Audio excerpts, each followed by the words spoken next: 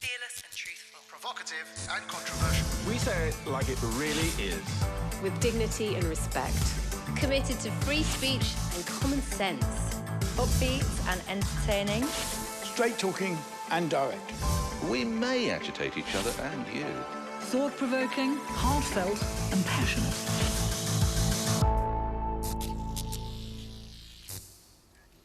Hello and welcome to The Pledge. Forget flash cars and designer labels. Today's billionaires really have to push the yacht out when it comes to impressing potential life partners. And there's one money man who's going to infinity and beyond to bag himself a bit of arm candy.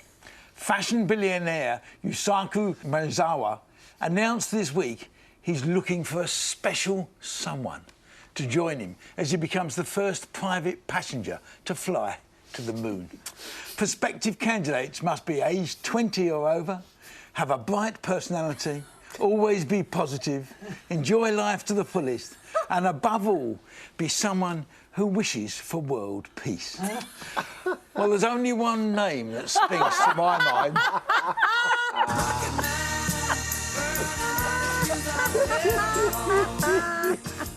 Applications close at the end of this week, so Carol, I've already filled in the form for you and had a quiet word, and I've got you on the shortlist. I have a feeling you might be gone for a long time with Mr. Rocket Man. Give us away from space and don't miss me too much. I'll try. Coming up on the programme, Carol says so long to Harry and Meghan. I haven't got hopes for the high street. June says we need to end the stigma around adoption. And Andrew is ringing the bell for Brexit. But first, it's Maajid. Move over, ISIS. According to counter-terrorism policing, there are a new bunch of extremists on the block. Extinction Rebellion?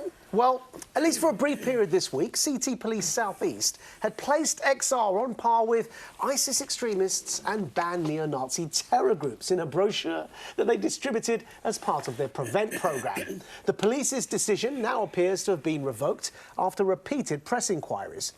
Good. Now, alongside idolising Hitler and Baghdadi, police had advised readers to watch for those who commit such dangerous acts as speak in strong or emotive terms about environmental issues like climate change or pollution. And Banksy beware! Writing environmentally themed graffiti was also noted as a sign of danger. Now look, I'm aware there are some who think XR activists are seeking to exploit the environment to mass mobilise against capitalism. But still, Prevent does some good and is due a review. Perhaps as part of this review, someone should ask what sort of process allows placing a bunch of tree huggers alongside terrorist groups on officially distributed police brochures in the first instance.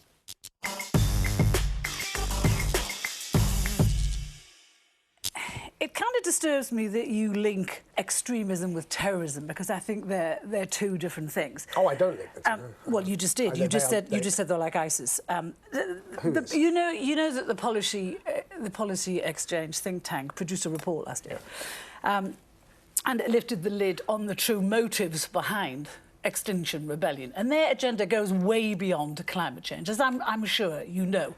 Their ideology is rooted in open rebellion against the government and in political extremism of anarchism and anti-capitalism. You know that, and we've seen that in action. And I think they've conned a lot of people into believing they are, as you just described them, as tree huggers. They're way more than tree huggers. Let me give you the government's definition of what they say extremism is. It says, quote, vocal or active opposition to our shared values, which include democracy and the rule of law, beliefs and actions that fall outside the mainstream or moderate values. And I think you would have to say that Extinction Rebellion absolutely fits into that category. So, but the government doesn't really agree with you, though, because you just cited the government definition. I'm a bit confused, because there are many things to criticise about Extinction Rebellion. Well, the government does agree with that definition. No, it doesn't agree with applying the definition onto Extinction Rebellion, as we'll hear in a second from Priti Patel, the Home Secretary. But I don't dispute there are many things to criticise Extinction Rebellion over. The question is whether, Carol, and I hope you agree with me, the question is, surely they should not have been listed under the government's Prevent guidelines. Yeah. Okay, that's a different topic. Well, let's just quickly bring Priti Patel, the Home Secretary, before you come back on that question as well, right? Because she doesn't agree with what you just said there. Here's Priti Patel. They're obviously, you know, a protest organisation, but everything has to be based in terms of risk to the public, you know, security risk, security threats, and that is based on information from the police and, you know, various intelligence that we all receive. Yes. That's the proper thing to do, and therefore you develop your policing approach accordingly. Sure. In terms So of it's a protest group. It's a protest group, not a terror group, isn't it? Yeah, of course. It's absolutely, yes. Right, so we can't even get rid of Nick Ferrari even when he's not on the show. But that was Nick Ferrari with terror and extremist group. However, I mean, I'll pick you on what you said, that not dangerous. Last year, they said they were going to stop planes flying out of Heathrow, and they were going to do that by using drones. And they said if they didn't get their own way on day one, they would do it for 10 days after that. Yeah. Now, that is a danger to public safety, and don't tell me it's not, because it is. And also, they advocate mass public disruption. I think, you know, people, listen, let me finish this point, and then you can all come. People who accept mass law-breaking and a liberal democracy to further a political cause, that's extremist in my view. June. I'll be quick. All I'll say is nobody would deny that they are disruptive. I know I was having to go into the office on many days where they were protesting, and it was incredibly annoying as a commuter. But up until this point, all of their protests have been peaceful. They've been singing and dancing and partying. I mean, I'm not saying I agree with it, but to even lump them in the same sentence as an ISIS makes no sense whatsoever. And quickly, before you come in, Andrew, I just want to bring in a statement from Amnesty International's Kerry Moskoguri. And what she says is it's deeply shocking that the police ever seriously considered classifying peaceful climate crisis protesters as extremists. Let me finish. To see that school children were effectively going to be profiled under these proposed measures just deepens our shock. Given that children are potentially those who will be most affected by the climate emergency, it's vital that they are able to speak out on these issues without this heavy-handed and entirely disproportionate police attention. What is lawful about shoving a great big plastic boat in the middle of Oxford Street? But it's not illegal. On a highway. Yes, it is. It breaks every highway rule under the sun, and the police know it, and the police turned a blind eye to it, and it was appalling the way they allowed these people to completely hold our capital city to economic ransom for days. When they did it once, I think people were OK. They've done it once. They've raised the agenda. They've raised the issue high up the political agenda. But to keep repeating it, to try and block the access road into Gatwick Airport, disrupting people's flights, that is economic. Their aim is to disrupt economic activity. That is extreme. But they are not. They want to bring the government down. They do want to bring the government down. They are not a terrorist organisation. No, I agree. I wouldn't call them a terrorist group. We keep on saying extremists and terrorists. They're different. No, but how big a grouping do you want?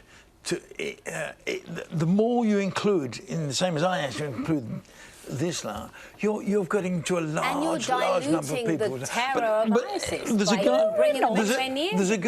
a guy who was a policeman, a former chief superintendent, who is now a member of Extinction Rebellion. He's called Rob Cooper. He's worth listening to.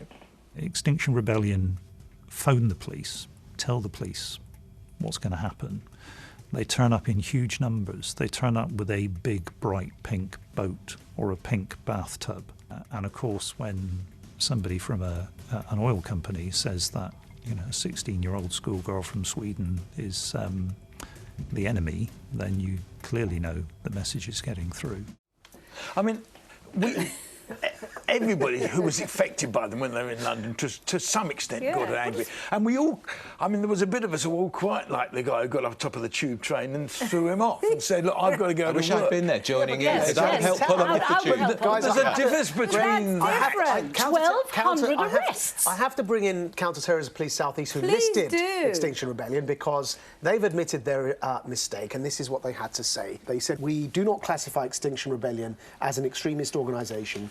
The inclusion of Extinction Rebellion in this document was an error of judgment, and we will now be reviewing all of the contents as a result. We, as counter-terrorism policing, have a responsibility to protect vulnerable people. Officers are trained to spot those who may be vulnerable, and the membership of an organisation that supports environmental or animal welfare issues would not be a trigger. So as a result of me reading that, the question I was going to ask you is, I'm a bit confused as to what exactly it is you're arguing, because I'm not disputing with you that Extinction Rebellion have disruptive, they're frustrating, I'm asking you, my question is, should they have been listed as under the prevent guidance alongside ISIS and neo-Nazi terrorists when the police are saying no and they made a mistake and the Home Secretary is saying no? OK. Are you saying yes? Yes, I am. Let me... Can I speak now? I've answered his question. The think tank who looked into this organisation, which the police haven't, actually. The police are talking about what they saw on the street. They say Extinction Rebellion is an extremist organisation whose methods need to be confronted and challenged rather than supported and condoned. If we fail to confront those who incite and encourage mass law-breaking, which they did, we fail in our duty to confront extremism. This new form of extremism needs to be tackled by ministers, politicians and the Commission for Countering Extremism. This is some people who've looked into them, their aims and their ideology, and they've concluded that their views are extremist. No, but that's not the point, Carol.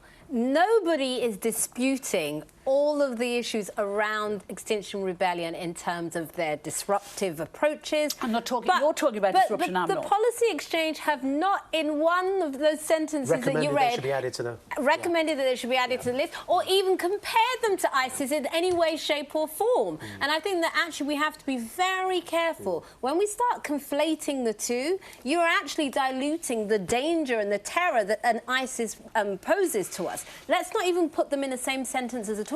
It's a completely different argument. I wouldn't put them in ISIS. You can even say you think they're extreme, but they should not be in any pamphlet that lumps them together with real terror organisations. I think when you encourage mass law-breaking in a liberal democracy, but they're not extreme. being encouraged. Who's encouraging? They're encouraging people to join them. That's what they're doing. They're encouraging people. They encourage civil disobedience on the streets. And a lot of them school age.